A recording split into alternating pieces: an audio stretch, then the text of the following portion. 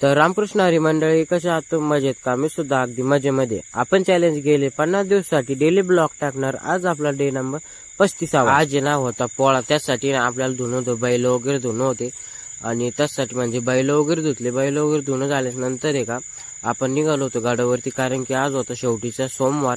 त्यासाठी आपण गाडावरती निघालो होतो. श्रावण संपणार होता. थोड्याच वेळामध्ये एका गाडावरती आल्याच नंतर आहे का पहिली पेटपूजा केली बरं का. काय पेटपूजा म्हणजे काय, शब्दान वगैरे खाल्ला आणि सर्वात पहिले म्हणजे शब्दान वगैरे खाणं झाल्यास नंतर आहे का दर्शन वगैरे घेतलं. दर्शन वगैरे झाल्यास नंतर आहे का थोडं वरती आलो. वरती आल्यास नंतर आहे का तुम्हाला आजू व्ह्यू दिसतोय ना, लोहगडवरचा आहे बरं का. नक्की बघा कसा आहे, कमेंटमध्ये नक्की सांगा व्ह्यू कसा होता.